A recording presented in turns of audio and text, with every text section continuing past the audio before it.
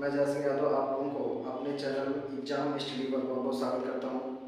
जैसे कि आपको पता होगा कि मैंने इसके पहले एक वीडियो आपको दिया था जो प्रस्तावना से संबंधित था। आज ये हमारा अगला वीडियो होगा, ठीक है, जो बहुत ही इम्पोर्टेंट है, जो सभी एग्जामों में बहुत ज़्यादा सवाल यहाँ से पूछे जाते हैं। जो हमारा होगा मौलिक अधिकार का, क्या होगा, मौलिक अधिकार का होगा। तो यहाँ पर समझते हैं, शुरुआत करते हैं मौलिक अधिकार को, ठीक है। तो देखते हैं कि मौलिक अधिकार, चाहे बेटा इसे मूल अधिकार कहते हैं या मौलिक अधिकार कहते हैं, जिन्हें अंग्रेजी में हम कहते हैं, ठीक ना, फंडामेंटल राइट। क्या कहते हैं? फंडामेंटल फंडामेंटल राइट, ठीक ना, इसका नाम क्या होता है? फंडामेंटल राइट होता है, करेक्ट, ठीक है ना, जिसे हम शॉर्ट फॉर्म में ज्यादातर प्रयोग करेंगे एफ आर, ठीक है ना, एफ आर यानी फंडामेंटल राइट। अगर मैं आपसे ये कह दूं कि किस भाग में दिया गया है तो क्या नाम देंगे इसे? ये दिया गया हमारे संविधान के भाग 3 में। कहाँ पर दिया गया? भाग 3 में। लेकिन अगर कह दिया जाए कि अनुच्छेद कहाँ से कहाँ तक है, अनुच्छेद कहाँ से कहाँ तक बताया गया है, तो ये हो जाएगा आपका ना 12 से लेकर के कहाँ तक है? 35 तक। अनुच्छेद कहाँ से कहाँ तक है? 12 से 35 तक के जो अनुच्छेद है उसमें क्या बताया गया है? उसमें जो है मौलिक अधिकार या मूल अधिकार के बारे में दिया गया है, ठीक ना।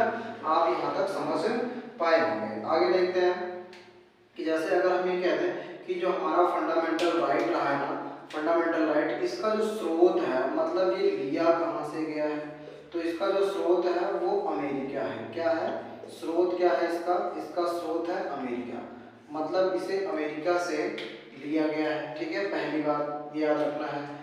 दूसरी चीज, स्रोत के बाद यहाँ पर देखते हैं कि अगर हमारे मौलिक अधिकारों में अगर संशोधन हो सकता है तो संशोधन कौन कर सकता है?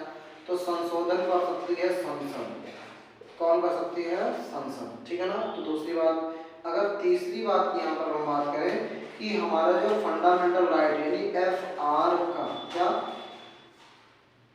जो एफ आर है, ठीक है साथियों, देखते हैं थोड़ा सा आगे तक। तो स्रोत यहाँ पर अमेरिका से, संशोधन कौन कर सकता है? तो संसद कर सकती है, संसद कर सकती है विशिष्ट बहुमत से। किससे?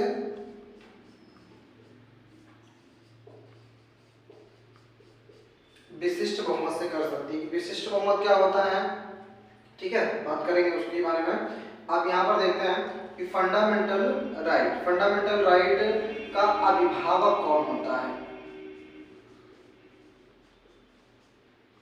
अभिभावक कह देता है या कह देता है कि बताइए कि इसके पितामह कौन है, ठीक ना, पितामह कौन है, या कभी कभी कह देता है बताइए इसके संरक्षक कौन है, संरक्षक। तो आपको क्या बताना होगा? इसके जो संरक्षक होते हैं वो कौन होता है? तो वो होता है सुप्रीम कोर्ट। कौन होता है? तो क्या होता है? सुप्रीम कोर्ट होता है, ठीक ना। कौन है? Supreme court. अगर ये कह दिया जाए सुप्रीम कोर्ट कहाँ पर है, तो कहाँ पर है? ये नई दिल्ली में, ठीक ना। कहाँ पर है? नई दिल्ली में। अगर मैं कह दूं कि इसकी स्थापना कब हुई थी, क्या इसकी स्थापना कब हुई थी, तो क्या बता देंगे? 28 जनवरी 1950 को, ठीक है ना। ये बातें समझ लेते हैं। अब बात आती है कि ये दुनिया में, अगर इसकी थोड़ी सी पृष्ठभूमि समझें कि मौलिक अधिकार की, अगर मैं यहाँ पर एक बात समझूं कि मौलिक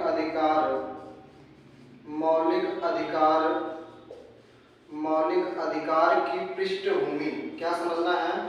पृष्ठभूमि, ठीक है ना।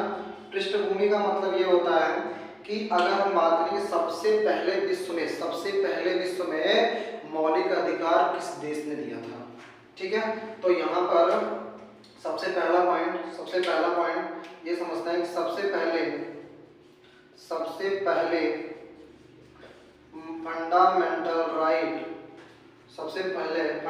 राइट 1215 ईस्वी में, क्या क्या नाम दे देंगे यहाँ पे? 1215 ईस्वी में इंग्लैंड ने अपनी जनता को दिया था, ठीक है। दूसरी बात अगर हम बात करें, ठीक है, कि सबसे पहले किसने दिया फंडामेंटल राइट 1215 ईस्वी में इंग्लैंड में अपनी जनता को दिया था, इंग्लैंड की सरकार ने, ठीक है, तो आप समझ रहे होंगे, तो यहाँ पर दिया गया था। अच्छा, अगर हम बात करें कि दूसरी बात, जैसे कि थोड़ी सी और इसकी पृष्ठभूमि को समझें, तो पृष्ठभूमि में ये समझते हैं कि फ्रांस ने भी अपनी जनता को ये मौलिक अधिकार जो है देने से मना कर दिया था, इसलिए जो जनता थी, ठीक ना, जनता थी, उस जनता ने क्या किया था, वहाँ की जो सम्राट थे जिनका नाम था लुइस 16वें को फांसी पर चढ़ा दिया था, ठीक है ना। लेकिन यहाँ पर देख लें कि किसने दिया था, तो सम्राट जॉन ने दिया था। किसने दिया था, सम्राट जॉन, और एक बात लिख देता हूँ यहाँ पर, सम्राट जॉन और, ठीक ना, उस जनता के प्रतिनिधि ने, और किसने दिया था, जनता के प्रतिनिधि कुछ लोग नहीं समझ पा रहे होंगे तो उनको समझ लें कि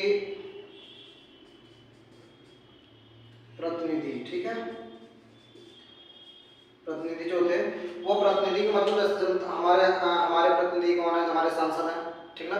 वैसे ही वहाँ की बात हो रही, सम्राट जॉन का जो प्रतिनिधि थे, सम्राट जॉन और जनता के प्रतिनिधियों के द्वारा मिलकर के कुछ यहाँ पर दिया गया था। यहाँ पर हम बात कर लेते हैं कि 1789 ईस्वी में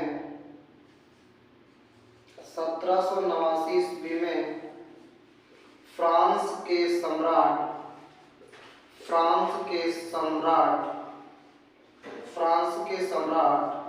लुइस 16वें,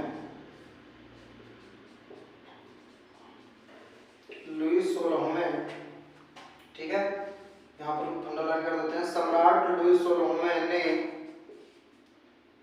जनता को फंडामेंटल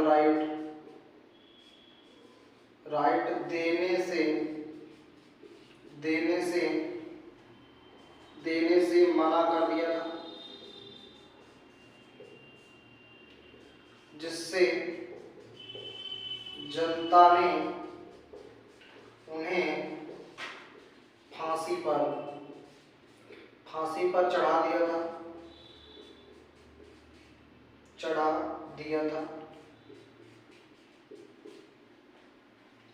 था। इसी को, या इसको लिख देता हूँ, इसको गिलोटिन प्रथा कहा गया, इसको गिलोटिन प्रथा कहा गया था, ठीक है। एक बात, तीसरी बात मैं यहाँ पर और समझाता हूँ। तीसरी बात ये थी ना कि भैया जो है, जो 1215 ईस्वी में इंग्लैंड की सरकार ने अपनी जनता को, अर्थात चार सम्राट ने जो अधिकार दिया था, उस अधिकार को क्या बोला गया है, तो उस अधिकार को कहा गया महाअधिकार पत्र, ठीक ना, जिसे कहा गया, तो यहाँ पर लिख सकते हैं कि इसे मैग्ना कार्टा कहा गया, मैग्ना कार्टा। तो इंग्लैंड के द्वारा दिया गया,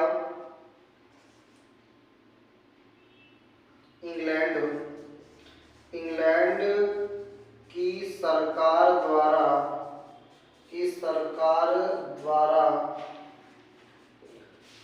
जिस पत्र के माध्यम से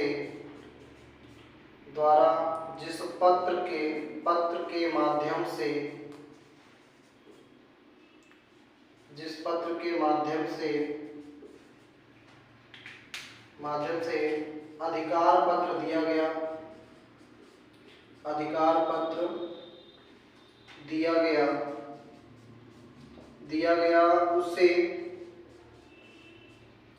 उसे मैग्ना कार्टा कहा गया, ठीक है। इसी के आधार पर 14 पॉइंट अगर हम लिख लें, तो हमारे संविधान के भाग 3 को, ठीक ना, हमारे संविधान, ठीक ना, संविधान के भाग 3 को मैग्ना कार्टा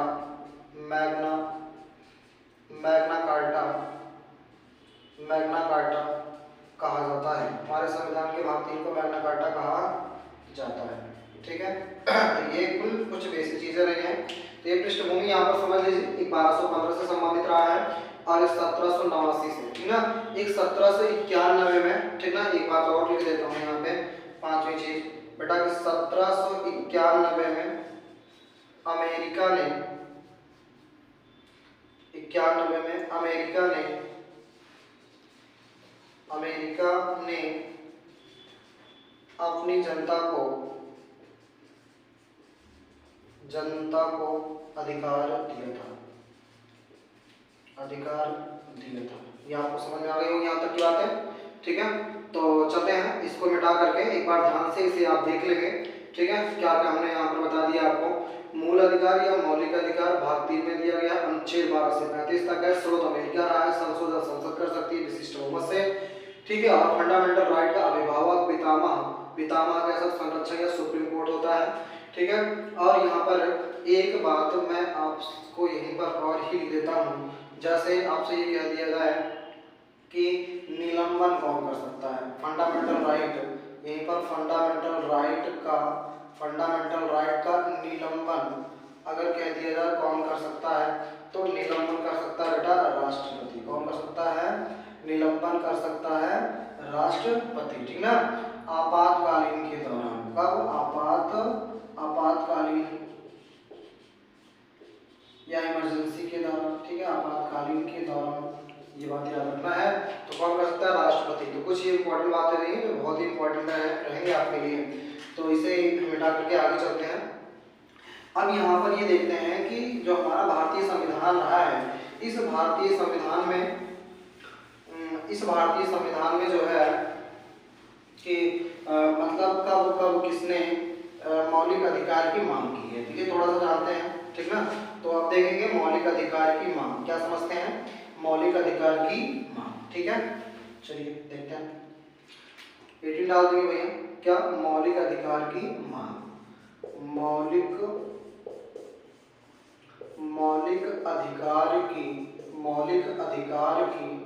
अधिकार की मांग। ठीक ना, मौलिक अधिकार की मांग। ठीक ना, तो सबसे पहले अगर कह दिया जाए सबसे पहले किसने किया था, नंबर 1। ठीक ना, यहाँ पर लिखेंगे सबसे पहले जो किया गया था, तो वो किया गया था 1895 ईस्वी में बाल गंगाधर तिलक के द्वारा। 1895 में ईस्वी में बाल गंगाधर तिलक द्वारा स्वराज बिल के माध्यम से किया गया था। स्वराज बिल के माध्यम से किया गया था। ठीक ना, यहाँ ब्रैकेट में मैं लिख देता हूँ बेटा कि सर्वप्रथम क्या था ये, मतलब कि सर्वप्रथम किया गया था। ठीक है, उसके बाद दूसरा जो पढ़ना है, दूसरा पढ़ लेना है 1925 में, 1925 ईस्वी में। ठीक है, एनी बेसेंट के द्वारा, एनी बेसेंट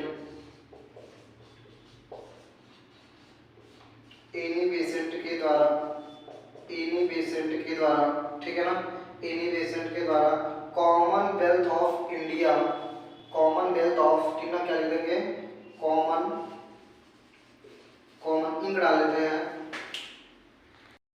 1925 ईस्वी में एनी बेसेंट के द्वारा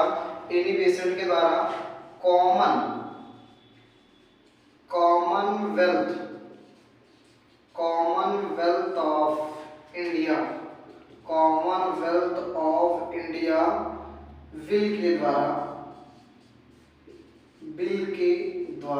ठीक ना, कॉमनवेल्थ ऑफ इंडिया बिल के द्वारा मांग की गई थी। ये बात आपको याद रखनी है। तीसरी चीज क्या याद रखना है, तो तीसरी भैया समय रहा है 1927 में एम.एन. अंसारी द्वारा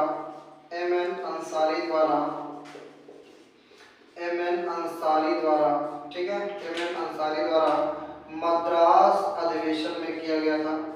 मद्रास अधिवेशन, ठीक है, मद्रास अधिवेशन में किया गया था। हम आपको बताएं कि कि यहाँ पर जो सबसे ज़्यादा इम्पोर्टेंट है इसे आप यहाँ पर IMP लिखें, पहला सबसे पहले किसके द्वारा किया गया था, ठीक है। तीसरे के बाद चौथा यहाँ पर एक लिख लेते हैं, चौथा क्या लिख लेते हैं, तो यहाँ पे 1945 में TP सप्रू द्वारा किया गया था, किसके द्वारा, TP सप्रू द्वारा, ठीक ना, फंडामेंटल राइट की मांग की गई थी। ये मांग कब कब की गई थी वो हमने यहाँ पर रख दिया। वैसे और भी आप चाहे तो लिख सकते हैं 1928 ईस्वी में, ठीक ना, 1928 ईस्वी में पंडित या नेहरू रिपोर्ट में मांग की गई थी। 1928 में नेहरू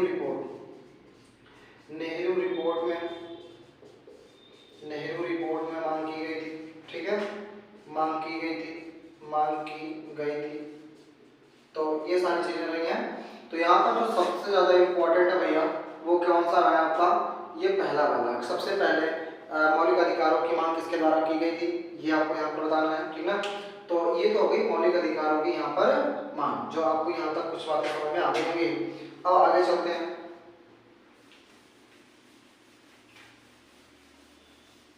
ठीक है। अब इसके बाद क्या देखना है कि हमें ये समझना है कि मौलिक अधिकार जो है, मौलिक अधिकार हमारे मूल संविधान में, या मौलिक अधिकार जो है, मौलिक अधिकारों के बारे में कहाँ पर दिया गया है वो तो आपने देख लिया है। तो वर्तमान में कितने मौलिक अधिकार हैं ये समझते हैं, या मूल संविधान में कितने थे, तो यहाँ पर समझते हैं कि मूल संविधान में 6 मौलिक कर्तव्य थे। कितने, तो 6 मौलिक कर्तव्य थे, सॉरी मौलिक अधिकार, गलती नहीं है, मौलिक अधिकार कितने, फिर भी गलती कर रहा हूँ, मूल संविधान में कितने थे बेटा, 7 थे, 7 मौलिक अधिकार थे, ठीक है ना। और अगर कह दिया जाए वर्तमान संविधान में कितने हैं, तो आप वर्तमान के संविधान में आप बताओगे कितने हो जाएंगे, तो 6 फंडामेंटल राइट है, ठीक ना, फंडामेंटल राइट है। तो यहाँ पर अगर मैं कह दूं कि भाई कौन सा हटाया गया है, तो जो हटाया गया है उस कौन सा है, तो वो आप यहाँ पर लिख देता हूँ कि 44वें संविधान संशोधन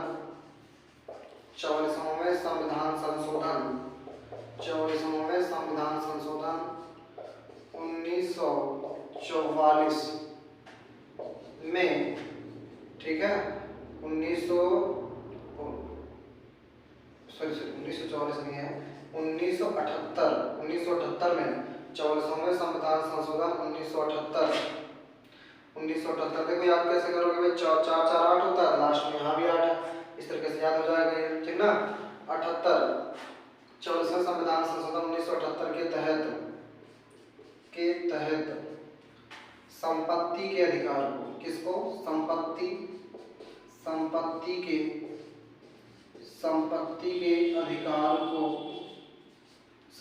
के अधिकार को, अच्छा ये संपत्ति का अधिकार कौन कौन से आर्टिकल में दिया गया है, तो यहाँ पर आप याद रखना है कि ये संपत्ति का अधिकार जो है ना वो अनुच्छेद 31 से संबंधित है, और क्या, अनुच्छेद 19F से संबंधित है, ठीक ना। संपत्ति के अधिकार को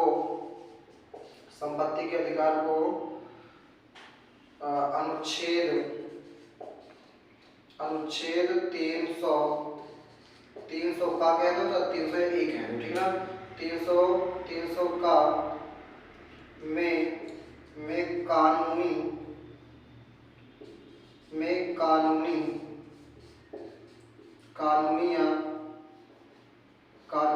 या विधिक अधिकार के रूप में रखा गया है, विधिक अधिकार के रूप में रखा गया है, ठीक है। अब ये कह दिया जाए कि ये 300 का भाग क्या है, तो यहाँ पर आप याद रखें ये भाग कौन सा होता है, तो ये भाग है 12, कौन सा भाग है, भाग है 12, ठीक है। तो इतनी बातें आप यहाँ पर समझे। इसके बाद देखेंगे कि वर्तमान में जो आपके 6 मौलिक अधिकार हैं वो कौन कौन से हैं, तो उसको समझने का प्रयास करते हैं, ठीक है। तो यहाँ तक एक बार से फिर से मैं बता देता हूँ, समझ लीजिए 44वें संविधान संशोधन 1978 में, ठीक ना, में या के 78 के तहत, मैं एक जगह बता के लिख देता हूँ, के तहत संपत्ति के अधिकार जो अनुच्छेद इतने इतने में दिया गया है, ठीक ना, अनुच्छेद 300 का में कानूनी या विधिक अधिकार के रूप में रखा गया है, के रूप में रखा गया है, ठीक है। तो और ये 300 का किसमें पड़ता है, भाग 12 में, ठीक ना, किसमें पड़ता है, भाग 12 में। आते हैं अब ये देखते हैं वर्तमान के पढ़ेंगे यहाँ पर वर्तमान के 6 मौलिक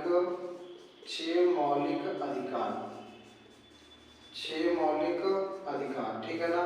6 मौलिक अधिकार कौन कौन से हैं, उसके लिए मैं यहाँ पर एक पहले ट्रिक लिख देता हूँ। ट्रिक क्या होता है, ट्रिक कहती है समस्त शोध,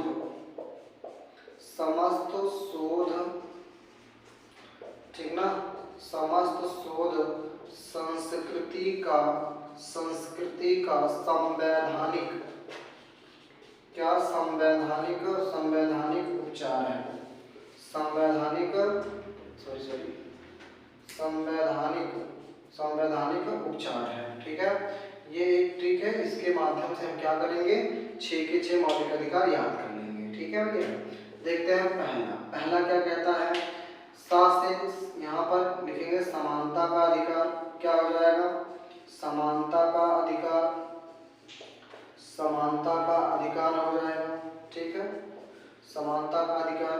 दूसरा हो जाएगा, दूसरा जिसे कहेंगे स्वतंत्रता का अधिकार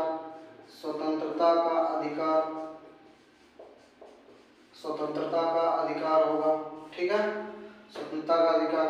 तो ये हो जाएगा। अब यहाँ से देखेंगे तीसरा हो जाएगा शोषण के विरुद्ध अधिकार, मैं लिख देता हूँ यहाँ पर तीसरा, यहाँ हो जाएगा शोषण के विरुद्ध अधिकार, शोषण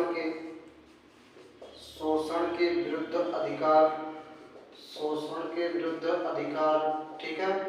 अगला आ जाता है हमारा धार्मिक स्वतंत्रता का अधिकार, क्या हो जाएगा, धार्मिक स्वतंत्रता का अधिकार हो जाएगा, ठीक है।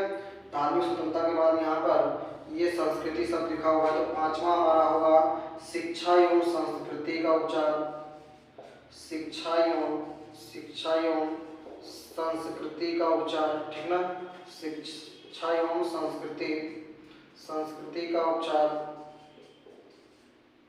या संस्कृति का अधिकार, ठीक है। ये हमारा हो गया 5वां अधिकार। तो छठा अधिकार क्या होता है, संवैधानिक उपचारों का अधिकार,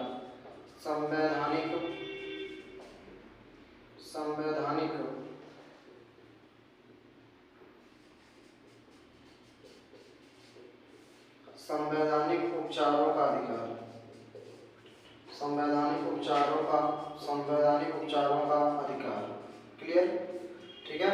तो अभी नहीं हम देख लेते हैं कि अनुच्छेद कहाँ से कहाँ तक किस किस अनुच्छेद में दिया गया है। तो समानता का अधिकार आपका है 14 से लेकर के 18 तक, ठीक है, 18 से लेकर के ये हो जाएगा हमारा यहाँ पर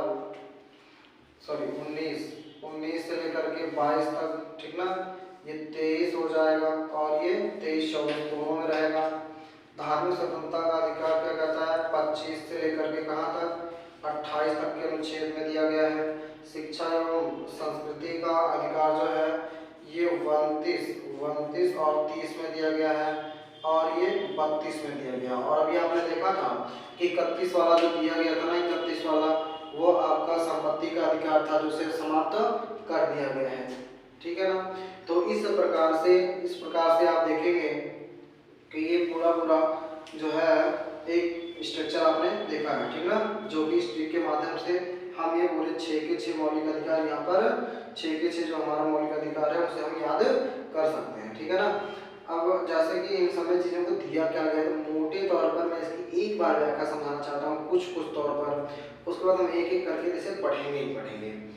तो जैसे यहाँ पर समानता का जो अधिकार है ना, तो उस समय जब हमारा संविधान बन रहा था तो हमारे देश में बहुत सारी असमानताएं थी। असमानताओं का मतलब सामाजिक असमानताएं थी, ठीक ना, कि वहाँ पर छुआछूत, भेदभाव, ऊंच नीच इत्यादि सारी चीज़ों को दिया गया था। तो जिसको देखते हुए बहुत इंपॉर्टेंट समझा गया और पहला अधिकार ही दे दिया गया बाबा साहब के द्वारा, समानता का अधिकार, ठीक है। दूसरा यहाँ पर क्या दिया गया, स्वतंत्रता का अधिकार। स्वतंत्रता का अधिकार का मतलब जैसे घूमना, मतलब देश में कहीं जाकर के बसना, ठीक ना, और क्या करता अपनी मनमर्जी से व्यापार करना, और तमाम चीज़ें यहाँ पर।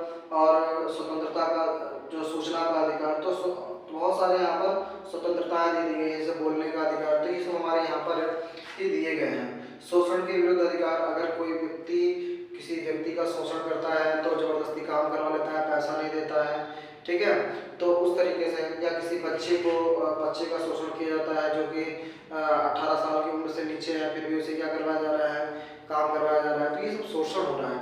तो उन सारे शोषणों के बारे में यहाँ पर बताया जो नहीं किया जा सकता है। धार्मिक स्वतंत्रता का अधिकार, हाँ, अब धार्मिक स्वतंत्रता का अधिकार यहाँ पर दिया गया, भाई कोई भी व्यक्ति किसी प्रकार से कोई भी धर्म मान सकता है, ठीक ना, लेकिन इन सब में बेटा किंतु परंतु लेकिन लगा हुआ है, ठीक ना, तो किंतु परंतु लेकिन लगा हुआ है, तो वहाँ पर देखेंगे तो कैसे लगा हुआ है, आगे चलेंगे पढ़ेंगे। शिक्षा एवं संस्कृति का अधिकार है, भाई शिक्षा जो है ना, वो शिक्षा पाने का अधिकार हमको है, और हमारी अपनी संस्कृति को बचाए रखने का अधिकार है। संवैधानिक उपचारों का अधिकार है, भाई ये सबसे इम्पोर्टेंट है 32, क्यों, क्योंकि आप इस बात को समझें कि यहाँ पर क्या होता है कि अगर मान लीजिए आपके मौलिक अधिकारों का हनन हो रहा है, तो ये ऐसा आर्टिकल है जो हमें सुप्रीम कोर्ट जाने की अनुमति देता है, ठीक ना। तो आर्टिकल नंबर 32, जिसे doctor B are Ambedkar ji ने, ठीक ना, doctor B are Ambedkar ji ने इसे क्या बोला, इसे कहा कि ये संविधान की क्या है, आत्मा है। क्या है, संविधान की आत्मा, क्योंकि जो हमारा उल्लंघन होता है उस उल्लंघन के खिलाफ अगर हम जाएंगे तो सुप्रीम कोर्ट, तो किसके, कौन से आर्टिकल, आर्टिकल नंबर 32 के अकॉर्डिंग ही जाते हैं, ठीक है। तो यहाँ पर हम एक एक करके इसकी शुरुआत यहाँ पर करेंगे। तो जैसे कि सबसे पहले ये आप देख रहे होंगे कि 14 से शुरू है और यहाँ 12 से शुरू है, तो 12 और 13 में क्या चीज़ें दी गई हैं उसके बारे में समझते हैं, ठीक है। तो बस इसके बाद हमारा जो नेक्स्ट वीडियो आएगा उसमें हम एक एक करके करेंगे, ठीक है। तो दोस्तों आप इसे देखें और इसमें जो कमियां हैं उसको कमेंट में बताएं, और लाइक करें, सब्सक्राइब करें, शेयर करें और बेल आइकन को भी दबाएं, जैसे कि हम कंटिन्यू जो वीडियो डाल रहे हैं वो वीडियो आप तक पहुँचे और तो आप उसे देख पाएँ, ठीक है। बहुत बहुत धन्यवाद।